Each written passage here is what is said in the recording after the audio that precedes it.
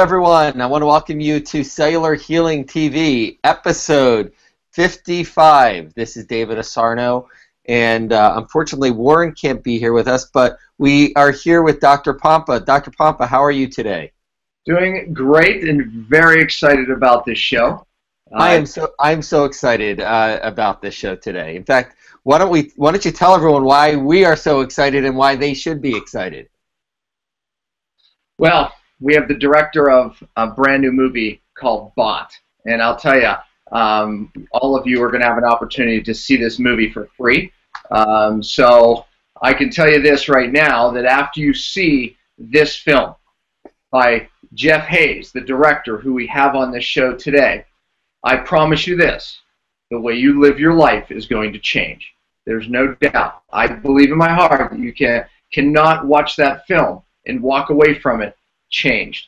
You know, I know the information. I lecture on the information. I teach this information to doctors all over the country and the public. I watched the film, and I'm telling you, it had an effect on me. The drama behind this truth and this reality, to me, it was, like I said, life transforming. So with that said, I want to welcome the director of Bot and many other films that I'll let you promote, and that's Jeff Hayes. So thank you for joining us, Jeff. Dan, thanks for having me. Thanks for letting me be here. And I have to correct this before you get me shot. My partner, Bobby Sheehan, is the director. I'm the producer and executive producer of the film. Okay. And so, yeah, so it's funny. Everybody always asks, "What's a producer?" And you know, it really does. It's a joint effort between he and I. But Bobby is the writer and director, and literally would shoot me if I let you say that. Yeah, we don't want you shot. And by the way,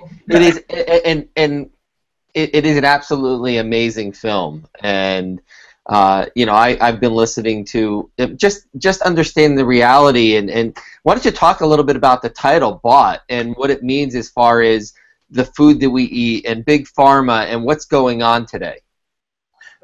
This was so depressing to me as the film evolved from a previous film called Doctored that we focused on how the traditional medicine tried to get rid of chiropractic, especially, and all alternative medicine. And so in the process of doing that film, a couple of subjects kept coming up that we didn't know whether to include or not: vaccines and GMOs. And it's like, how do I do a film about health and not talk about food? And then this vaccine issue was so contentious. Prior to being around the number of chiropractors I was around and people in alternative medicine, I got a flu shot probably 4 years ago. That's just what I did. I vaccinated all my kids. I had, all of a sudden I start meeting these people that are questioning the safety or efficacy of vaccines. I'm like, what are you guys talking about? So in the process of looking through this, I'm a capitalist. I'm an entrepreneur. I've got 8 patents. I've raised $100 million in my business career. I love capitalism. And all of a sudden I'm seeing, holy cow, and when you start mixing money and health, it's actually ugly. It's not, and I talked to a friend of Dan, Patrick Gentempo, about this at one point several years ago, and he's like, Jeff, this isn't capitalism, this is crony capitalism. So the reason for the title Bot is literally the people controlling our food, the people controlling our health, they've been bought. This is not, and for me to come to that conclusion, for a dyed-in-the-wool capitalist to have to admit that was a profound experience. Yeah, and I have to say, we got to fix it. Yeah, no doubt. And I have to say this. I mean, some people watching will think, gosh, Jeff must be very into what we're into, right? As far as he must be a doctor, a healthcare provider. But you're not. I mean, how did you end up here? I mean, this is such a mission calling. I mean, this can take you off course, for many other things in your life. How did you get here? Yeah, so it's funny, in the process of doing this film, I fell in love with healers like you, Dan, with people that have stepped outside of the box, that are not, I'll give you one example. Is I've been on blood pressure medicines for 30 years. I take 3 a day, every day. I'm the kind of guy, if I join the orchestra, I'll play the song. And so it wasn't until I started hanging around chiropractors, I had a chiropractor ask me, well, wait a minute, Jeff, don't you want to know why your body wants high blood pressure? And I'm like, it didn't even make sense to me. I'm like, what are you talking about? I have high blood pressure. My dad had high blood pressure. I take the pills. The end. And he's like, well, no, what if you got blockage to a kidney? And your body's turning up the pressure to force the blood through the kidney. What if it's this? He gave me like 4 or 5 reasons. Wouldn't you want to know? And I'm thinking, how in 30 years of being treated by physicians, no one ever asked why? And so once you start questioning the model, and once you start looking, and it literally, for me, this took a couple of years to sink in, that there was another way. Where does health come from? And if it's not our drug medical model, once I started pulling on that string, the sweater started to unravel, and you go, okay, well, yeah, I know vaccines are good for you, aren't they? And GMOs don't matter, right? And you start digging into it, and in the film Bought, we filmed at Harvard, we filmed at MIT, we filmed at University of Wales, University of Kentucky, Purdue University. This is not like some web conspiracy. These are the finest people, the finest experts in the world, and the truth is out there. You just have to look for it. It's interesting when you start. You were interviewing these researchers. You're interviewing doctors, and one of the things that stuck out, because I knew some people were on it. I think it was you were talking about Paxil and how they repurposed it, and it really wasn't getting the intended result, but they're selling a lot of the product. Yeah, you actually are making that. You're stating that in a very kind way. Study 329. Was a fraudulent study that's still on the books. Yep. GlaxoSmithKline has pled guilty to a felony, criminal felony. So we're not talking about civil fines. We're talking about criminal fines that they paid of $3 billion for lying about the Paxil study results, saying it was good for kids, when in reality the study showed that it was causing suicide. So we're talking about people dying, killing themselves, people that are families that have lost their teenage son because they lied about this. And we're not talking about some alternative newspaper reporting this, that here's what we think Glaxo did. This is what GlaxoSmithKline stood up in court and said, yep, we did that, and paid a $3 billion fine. Yeah. Meanwhile, they made $44 billion. Yeah. It was just a cost of doing business, and it continues. Wow. Yeah, I mean, that was disturbing. I mean, it's like, so guess what? They're going to continue to have that same pattern, because in the long run, it was worth it to them. Matter of fact, kids would still be dying if it wasn't for one whistleblower that had the guts, I think even now, to come, in the movie and really talk about, what he did and why. I thought that was absolutely amazing. And you had another whistleblower that you were able to interview, which, very similar situation, where they didn't mind paying the fine. They didn't mind paying the penalty, But again, I think that it maybe gives some people more courage to stand up, because if it wasn't for those people, people would still be dying from those medications today. In the Pennsylvania whistleblower, we filmed that out in. This guy lives out in the backwoods of Pennsylvania. That you can't find his place with a map. And 10 years he spent. He had to turn on the generator for us to have electricity to film him. This guy, it ruined his life. 10 years. He was an investigator for the state of Pennsylvania, and they did everything they could to destroy him. Meanwhile, these whistleblowers end up making, sometimes as much as $100 million. You get money that is recovered, and the whistleblower in Washington that we're filming. I walk into his garage, and there's 2 of the F-40 Fords that are the $350,000 Mustangs. He's got, he's got all the toys now. Let me tell you, he would give it all back to have his life back. These guys were run through the ringer, and these are the ones who succeeded. Most of them just get ground up and destroyed, and nothing good ever happens. And they're all that stands between us and these guys just absolutely destroying our health. It's happening now with Merck and the MMR vaccine. There's a whistleblower case going through. Yeah. Somehow we think, okay, we know these big pharma companies, we know they lie to us, we know they bribe doctors, we know they alter studies, but they wouldn't mess with our vaccines. We have a couple of virologists who Merck insisted they lie about what the MMR vaccine was doing. This case will come to court this year. It's been approved. It has whistleblower status. And meanwhile, it's not being carried by the news that this is happening. That's a big. There's two things here. One, watching this movie, you actually changed my viewpoint. And when Dr. Pompa says you're going to be a changed person, you're going to be a changed person on multiple fronts.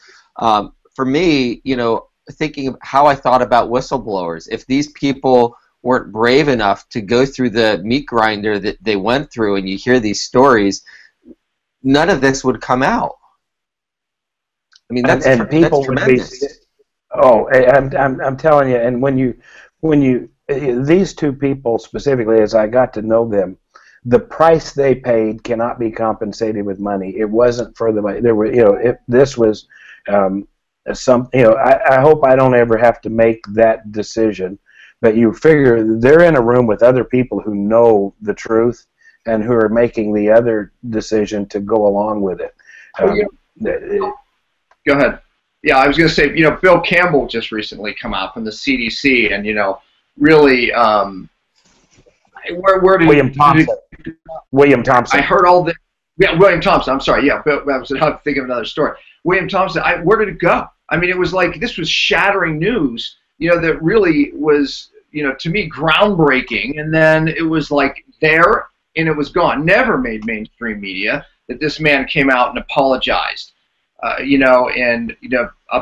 About how they fudged the number, told the fudge numbers. Where's that at right now, Jeff? Do you know anything about that? So CDC has gone to the media and explained, I mean, literally sat down with them and said, if you give these guys, who they refer to as anti-vaccine, if you give them time, you're killing children. And this is, I got interviewed for an article on the Daily Beast 2 weeks ago, an article about all these doctors that if they question vaccine safety, they're being threatened with having their license taken away. Right. And so this MD who interviewed me, she had just had an article, on the Daily Beast, and so I got a response from her yesterday. The Daily Beast responded, "This article needs to be flipped on its head. Doctors, we have long taken the position that doctors who question vaccines, or doctors, they call them anti-vax, who are anti-vax, should have their licenses revoked." So not only, and here the Daily Beast is, we're not talking about the New York Times. They don't want to publish an article talking about how these doctors are being attacked. They want to join the attack. This is so pervasive. When we have scientists, when you have doctors, when you tell them, you don't have a right to your opinion. You don't have a right to see what you see. You better march in line or you're going to lose your livelihood. It is. I mean, they all know that's scary. What I don't understand is whether you agree with vaccination or not. When we lose our rights to choose, that's when things get really scary. It's like, so I don't understand how people don't see this. Is just obviously cascading into other things where we completely lose our rights. So if they come to your door with gunpoint and make you vaccinate your children, which is where they want to head this, Jeff. I mean, this is where they want its whole agenda. But here's the disturbing thing, Jeff. Why don't people see this other side? I mean, is it this sacred cow has been held up that strongly? That people have such strong opinions. I mean, why, when these experts that you interviewed, and there's so many others out there that are saying vaccines are causing disease, immune problems, etc. Why don't people see it? Why won't they even hear the arguments, Jeff? This challenges the basic fundamental of vaccination is our chosen method for protecting ourselves from infectious diseases that could kill us as a species. And to question that, this, it is so entrenched. This is going to take some time. Now, I've had a lot of people tell me that the reason the fight is so intense right now is because this is the last gasp. And I tend to think that it gets right to its worst point before it gets better. There is an awakening going on, and it's happening with 30, 35-year-old mothers who are going, wait a minute, I hear what you say, but something in my gut tells me there's something wrong here. And the power of mothers, and this is where we made this film free for a short period of time to spread it around because I want people to be able to share it and spread it. I made this film for my 32-year-old daughter who posted on Facebook a couple of years ago, I'm thinking about not following the vaccine schedule. And when she did that, she was attacked. She had friends of hers that said, don't bring your kids to my house. She had a sister-in-law who will not come to birthday parties if Casey and her kids are going to be there. This film was designed to have the conversation for her that she doesn't want to have. She doesn't want her kids to be odd. She doesn't want them to be ostracized.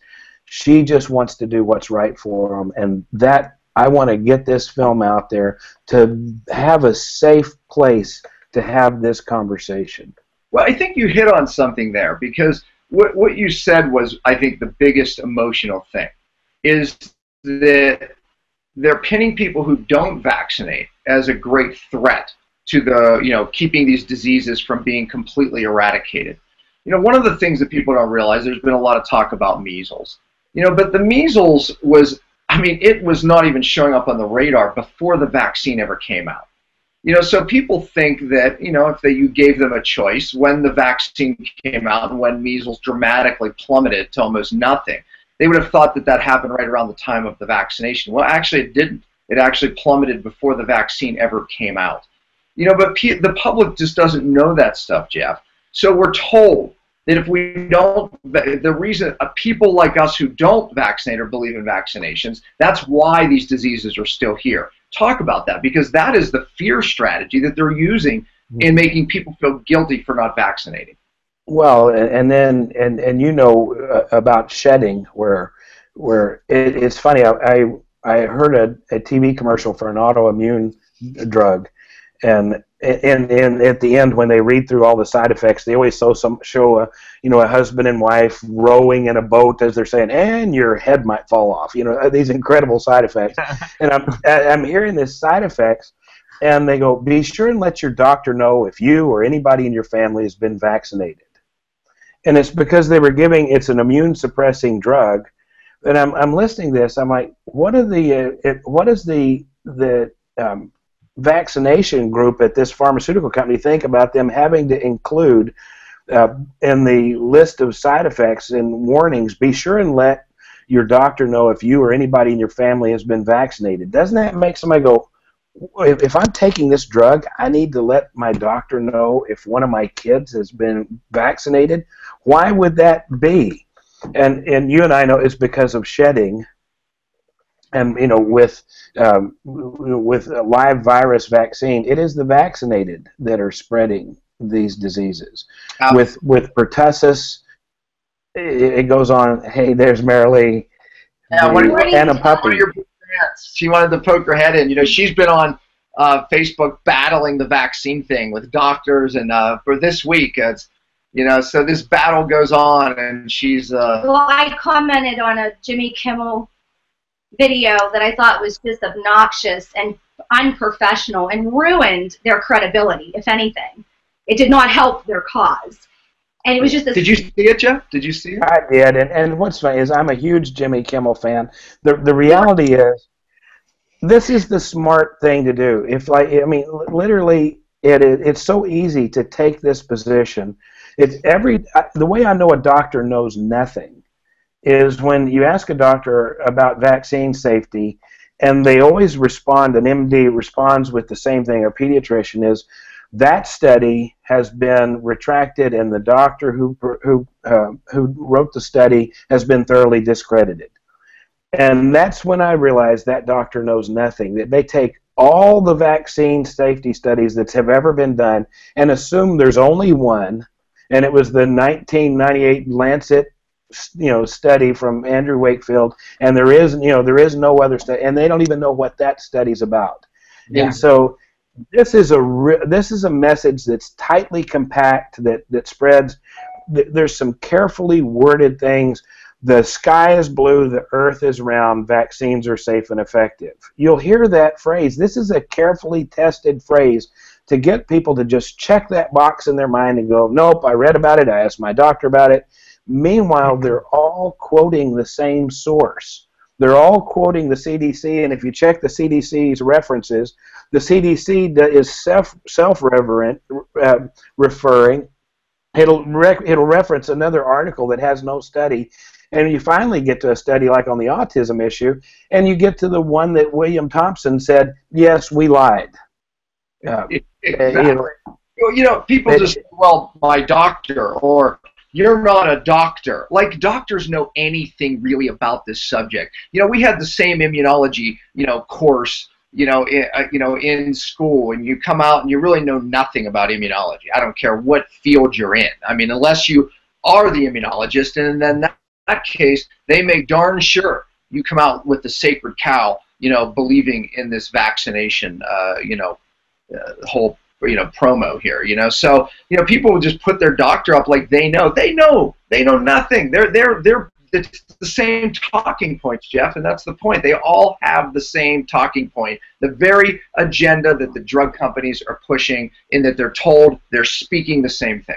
Yeah, their talking point is they say it's safe. Remember, Dr. Pompa, it's like, who's they? If you remember, Vioxx was, of course, safe until it wasn't. But the AMA was the last group to admit that tobacco caused cancer. They were the last, not the first. The biggest advertiser in the 40s and 50s in JAMA, in the Journal of the American Medical Association, was tobacco. The AMA owned tobacco stocks all through the 70s until they finally divested themselves of their tobacco stocks. If you look at the way science changed, I watched a documentary about a guy who ended up in the music business because he was taking physics. He got recruited for the Manhattan Project and worked on the Manhattan Project during the 40s.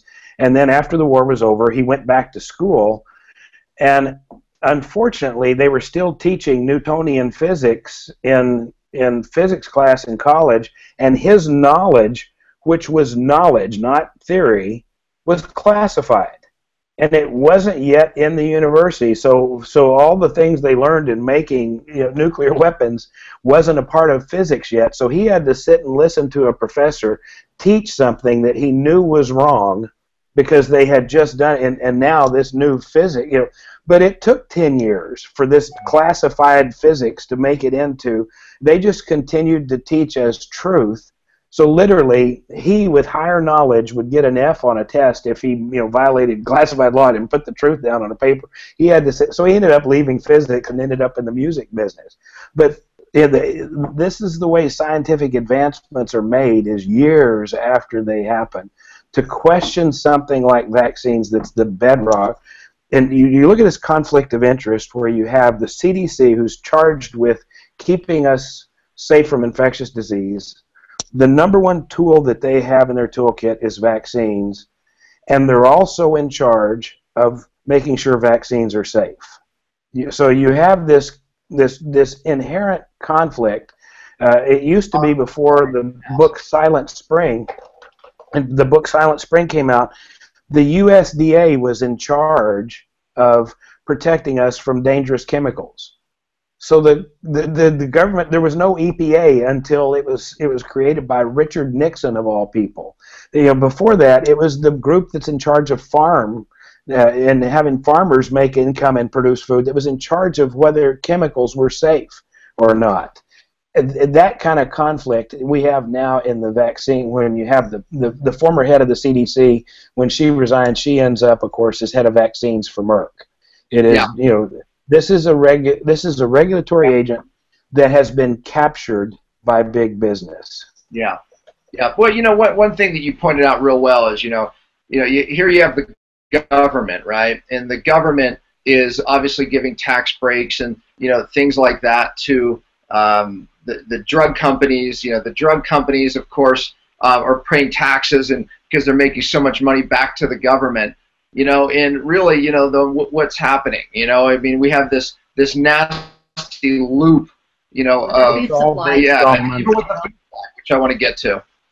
So, yeah, matter of fact, well, before we have a few minutes left, and I really want to hit on that. I mean, this is another passionate subject of mine that I absolutely love, is this subject on GMOs. I love it because I love exposing this lie that people have bought into, that number one, GMOs are safe.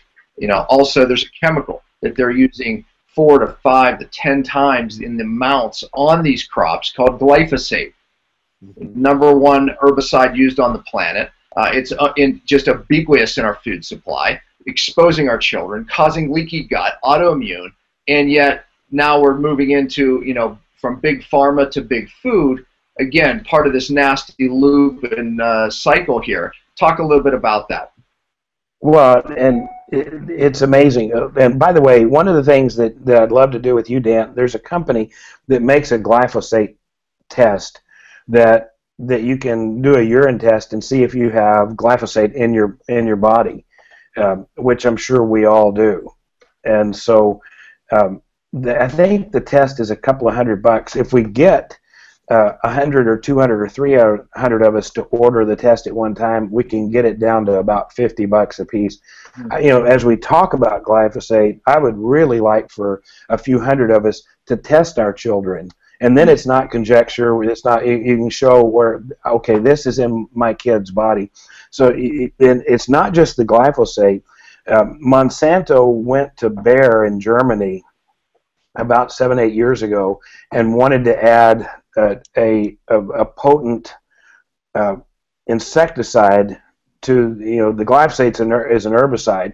They wanted to add a potent insecticide to the mix, and they bought the rights to neonicotinoids for all GMO corn. So anytime you have something that's GMO produced, it also has neonicotinoids. What they like about this with corn, instead of having somebody have to fly over the fields and spray and everybody can see this stuff going into the neonicotinoids, they put into the seed, and then it replicates itself in every cell of the crop. So it's literally built in. A poison. So they say, but don't worry about it because it works on the succinate pathway, and humans don't have the succinate pathway. So great, it's just going to pass through us and doesn't matter.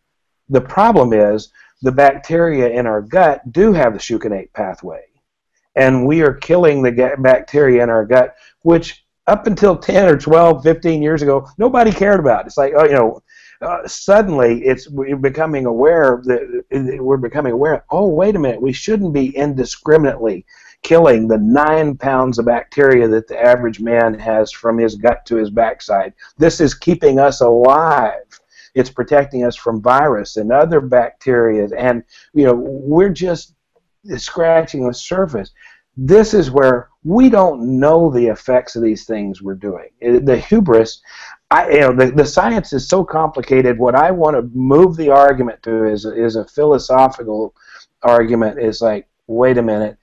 If you want to eat GMO corn, you can eat it till you turn yellow. Eat it till you pop. It's none of my business. I want my food labeled if I'm going to pay for it. Amen. And I want the right to choose.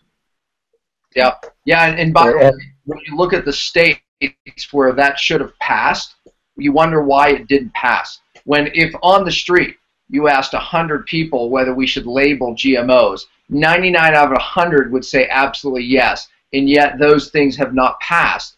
In states like California, how's that possible? Massachusetts, how's that possible?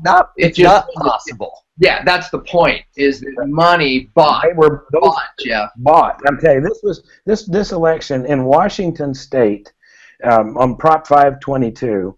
They had $12 million that came in to fight against labeling. So they way outspent the people. Out of that, they had. There's a maid knocking at my door. We'll have to let her go away. But sorry, I'm traveling right now. But the real world, isn't it great? So out of the $12 million, $500 was the only contribution from inside the state of Washington. Everything else came in. One guy, one person donated $500 in the entire state of Washington that said, I don't want this bill, and here's my check for $500. They raised, I think, $6 million from individuals, and meanwhile, the rest of the $12 million came from companies outside of Washington to buy that election. This is, and now, of course, they're trying to ban this on a federal level because it's getting expensive to do this on a state-by-state basis. This is why this film Bought, I want to be the focal point. I want it to be a tool that people can use to affect culture. It's not our elected officials. It's us. It's that our elected officials reflect who we are and what our attitudes are, and we need to educate and let people know, hey, you have the right. You can vote with your wallet. You can vote. In Connecticut, she said, I don't want to do it through a proposition. I want to take back our state house. We can take back our legislature. We can move power back toward the people as long as people are aware of it. That's the purpose of spreading Bought. That's the purpose of having it out. So I mean, my message is like, for the next week is, watch and share, watch and share. I've been doing that, for days now, and I'm going to make sure that Warren sends this out to our list. We're sending it to everybody. I mean, we're going to get that going. And people need to purchase it. Forget the free viewing. Well, he wants the free viewing right now. He actually wants, one of the things he said beforehand is Jeff, you said you want, right now in California, in Oregon, you want people to watch this. You want it out there. You want everyone to watch this. I'm telling you, I would love for everybody that watches this to buy a DVD. We've spent $1 million on this. We poured a year and a half of my life, our heart and soul. Right now, to heck with what money we make. We made this free to make an impact, to get it out there. And again, I hope everybody in California sees. I hope everybody in California buys a DVD. We'd love to have to get our investors their money back. I'd love to see a return on what we've done. But if you look at these bills and the risk that we are facing, I have to admit, okay, the most important thing is to share this, and free is the way that we have the greatest chance of getting the largest number of people to see the film. And when you see it and you like it, buy it. It's only. Thank you. How long is it free for? I thought today was the last day. Yesterday. We extended it till the 15th, so next Sunday. So we extended it through Sunday of next week, and then my investors will hang me. We're going to take it down. It won't be free anymore. But this gives us, again, this is absurd. When you look at this bill in California, when you look at the bill, and this is not random. This measles epidemic of 140 cases. People may not know about the bill. People may not know about the bill. Oh, yeah. So there's a bill that was introduced last week on the Senate floor in California that removes all personal belief exemptions from vaccine. That means that the only way you have, and this is even if you homeschool, that you have no right not to vaccinate your child unless you have a medical exemption that will be, of course, almost impossible to get. Any doctor who writes medical exemptions is going to come under brutal scrutiny. But that means that there's no personal belief exemption. There's no religious belief exemption. So the Amish would lose their right not to vaccinate their children under this bill. the thing that's most frightening about it is once you agree to a mandated vaccine schedule where you have to do it no matter what, we're not just signing off on today's vaccine schedule. You're signing off on a future vaccine schedule that no one has ever seen. There are 300 vaccines in the pipeline. And literally, you have no idea what the vaccine schedule is going to look like 2 years from now. My father would have never imagined the number of vaccines that our kids are being given. I think I was given 6. Now we're talking about 69 doses of 16 different vaccines. This is, that's the tip of the iceberg once you let this in. And literally, it costs so much to develop a drug. With 300 vaccines in the pipeline, I promise you they're not doing that to not make money. This is a very concerted. All of a sudden, I'm reading. I ran a full-page ad in the Wall Street Journal. It said, "Dear President Obama." The next day, there was an article about pro-vaccine article that was almost as big as my ad. The day before, there was an article. There were 11 days in a row that there was an article about you should vaccinate in the Wall Street Journal. I'm like, the Wall Street Journal? Why? It's not a financial issue, yet they keep writing about it.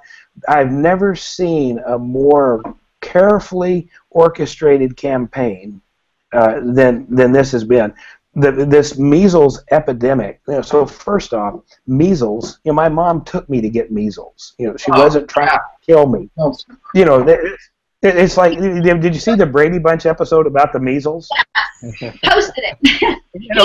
It's like, oh well, at least it's just the measles. Measles was nothing. 1 in 3 million children died of measles. It's this. And somehow we've turned it into Ebola, and there's normally 600 cases a year. We're on target to have the same number of cases, but for some reason this year it's an epidemic. No. Crazy. It's all about the money. Our son got the measles, and he used to get respiratory, cold, all kinds of colds and things when he was young. At 3 and a half, he got the measles, and guess what? Isaac hardly ever gets a cold. It served its purpose, and he is train the immune system. Absolutely. Absolutely. I believe all the childhood diseases, they are there for a reason. God had purpose in it. It does make you better and stronger, and they're holding up the fear, that these diseases will kill you, just like they do with the flu. It's absurd. I mean, that's a whole other topic. I know the deadly flu. Even our conservative media is pushing vaccines. Ben Carson is pushing vaccines. I mean, measles vaccines, nonetheless, and he doesn't feel we have a right to have. Well, remember, freedom they to give money, and you said it in the movie, Bob. They give money to both sides. They make sure that they're covering both sides of the aisle. Yep. They're not. They're smart enough not to line themselves up with one side. So it is up to us. It is absolutely up to us. And the solution that I offer is having the right. That's right. Yeah. That's right. The solution that I have to offer is this film for free to spread as far and wide as we can. This morning, within the last 30 minutes, we passed 200,000 likes on the page. But the movie Thrive has been seen 25 million times online. Literally, we are just scratching the surface. We need to push, and again, I hate to be a broken record, but it is to watch and share.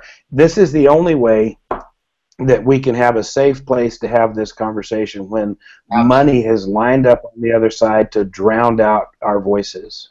Yeah.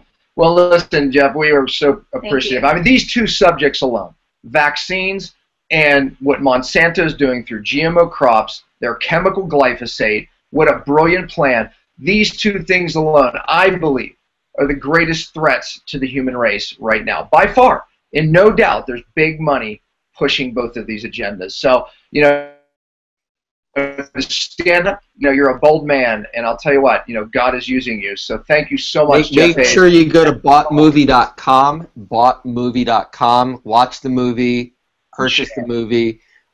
It's absolutely amazing. I watched it last night. So thank you, Jeff, for everything you're doing, and we're going to do everything we can do to get the word out. Absolutely. Thank you, Jeff, for joining us. Appreciate it. Thank you. Thank you. Thank you, Dr. Pompa. Thank you, Marilee. All right. Yeah. Okay. Jeff, great meeting you. Yeah. See you. Thank you. Bye.